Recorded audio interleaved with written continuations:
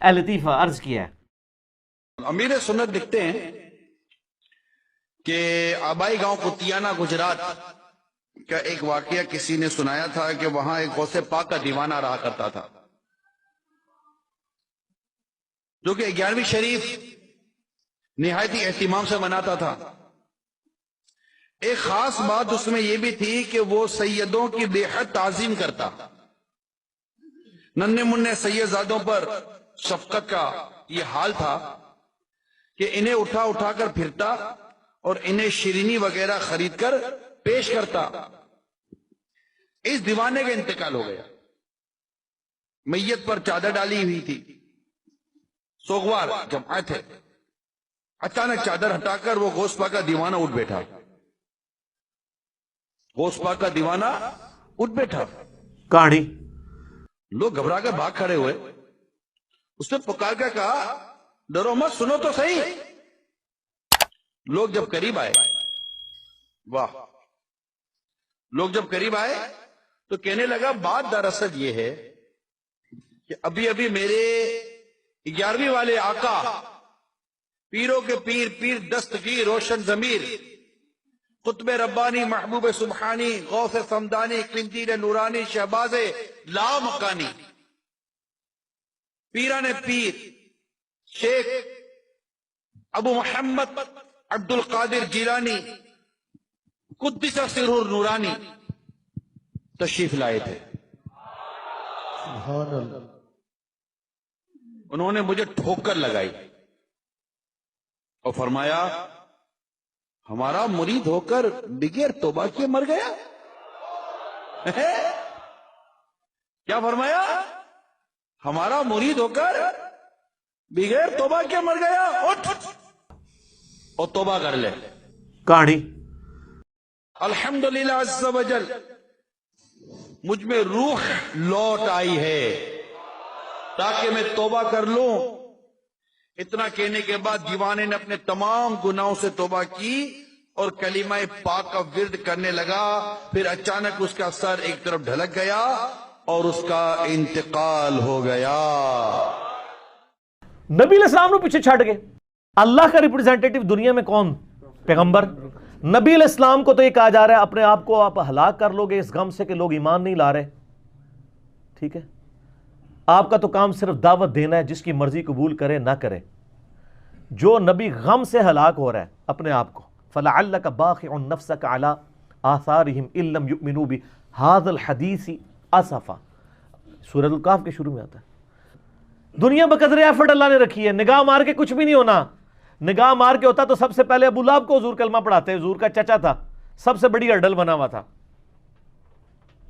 نگاہ کیا مانی؟ تبت یدا ابی لہب وتب نازل ہو گئی ہے، قیامت تک پڑھی جا رہی ہے، ٹوٹ جان تیرے ہاتھ، بدوائیں۔ اس طرح نہیں ہونا میرے بھائی۔ دنیا بقدرے، بخاری اور مسلم دونوں میں حدیث ہے کہ نبی علیہ السلام کا ایک غلام تھا مدعم، جو سواری کا کجاوا کسا کرتا تھا، آپ کو سفر و حضر میں وضو کروایا کرتا تھا۔ خیبر کے موقع پہ ایک نامعلوم تیر اسے لگا اور وہ شہید ہو گیا۔ صحابہ نے کہا یہ تو سیدھا جنتی ہے۔ بالکل ٹھیک کہا، یہی گمان کرنا چاہیے تھا۔ اس سے بڑی کوئی سعادت ہو سکتی ہے کہ نبی علیہ السلام کی اتنی آپ کو یعنی قرب نصیب ہو۔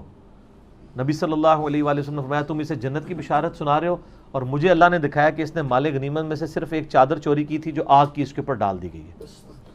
اسی وقت صحابہ اپنے گھروں میں دوڑے، اور حدیث کے الفاظ ہیں کہ اگر کسی نے ایک چھوٹی سی رسی بھی یہ کہہ کے مال غنیمت میں سے اٹھا لی تھی کہ خیر ہے اس کی کیا ورت ہے، میں اس کو بغیر اجازت کے گھر لے جاؤں، وہ رسی بھی لا کے رکھتی۔ یہی تو صحابہ کرام کا فرق تھا، سمعنا واطعنا، سنتے تھے اطاعت اختیار کر لیتے تھے۔ یہی فرق ہے صحابی میں اور وابی میں، اور یہی فرق ہے صحابی میں اور بابی میں۔ اسی تو ہم کہتے ہیں کہ نہ میں وابی نہ میں بابی، میں ہوں مسلم علمی کتابی۔ صحابی تو ہونے کا ہم دعویٰ نہیں کر سکتے، اس کے ایکویلنٹ ہم نے اس دور کے لیے علمی کتابی یعنی مسلم ہونا چاہیے بندے کو۔ تو ان لوگوں کا معاملات کہاں؟ وہ صحیح بخاری میں ایک اور حدیث ہے، عثمان بن مظعون ایک بوڑھے صحابی تھے، ابو الاعلیٰ کہتی ہیں کہ وہ میں ان کی خدمت کیا کرتی تھی، وہ فوت ہو گئے۔ نبی علیہ السلام جب آئے تو میں نے کہا کہ اے عثمان، اللہ کے ہاں تو تیرے لیے جنت ہے۔ تو نبی علیہ السلام نے فرمایا کہ ام الاعلیٰ تمہیں کس طرح پتہ چل گیا کہ یہ جنت میں ہے؟ ہائے ہائے ہائے ہائے ہائے، اس کا جواب پتہ کیا بنتا تھا آج کے دور میں کہ یا رسول اللہ صلی اللہ علیہ وسلم آپ کی امت کے تو ادنا ادنا اولیاء علم غیب جانتے ہیں، کشف القبور جانتے ہیں، جنت و دوزخ کے فیصلے کرتے ہیں، تو میں تو آپ کی صحابی ہوں، میں تو اولیاء کی سردار ہوں، میرے پاؤں کی خاک بھی اولیاء سے افضل ہے، تو مجھے نہیں پتہ چلے گا؟ نہ، اس زمانے سے عقیدے ہوندے ہی نہیں سن. ہائے ہائے ہائے ہائے، یہی ہوتا ہے نا. وہ ام العلا کہتی ہے میں اتنی شرمندہ ہوئی اور اتنی پریشان ہو گئی، اور نبی علیہ السلام نے اس پہ اکتفا نہیں کیا. آپ نے فرمایا اس کے بارے میں تمہیں کیسے پتہ چل گیا؟ حالانکہ میں اللہ کا رسول ہوں، مجھے نہیں پتا میرے ساتھ کیا ہونے والا ہے. ہائے ہائے ہائے ہائے سر، کیا بات ہے. امام الموحدین صلی اللہ علیہ وآلہ وسلم، یہی عقیدہ ہوگا جس کو خدا کا تعارف ہوگا. عقل نہ ہوئے تھے موجیں ہی موجاں، عقل ہوئے تھے سوچیں ہی سوچاں. جس کی عقل ہوگی نا اس کو یہ سوچ آئے گی، جس کو عقل نہیں موجیں مارتا رہے. وہ بے شک کہتا رہے جو میرے سلسلے میں مرید ہوا انشاءاللہ میں اس کو جنت میں ساتھ لے کے جاؤں گا. فرمایا مجھے اپنے رب کے عزت و جلال کی قسم میرا قدم اس وقت تک جنت کو نہیں اٹھے گا جب تک میں اپنے سارے مریدوں کو جنت میں داخل نہ کروا لوں. وہ اللہ کی مرضی ہے جس کو بھیجے.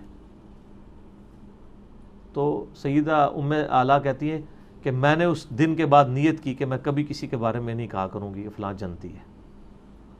ہائے ہائے ہائے سر، یہ بڑا خطرناک معاملہ ہے. یہ لوگ تو پتہ نہیں کیا، اسی لیے ہم کہتے ہیں بابوں کا خدا اور کتابوں کا خدا اور.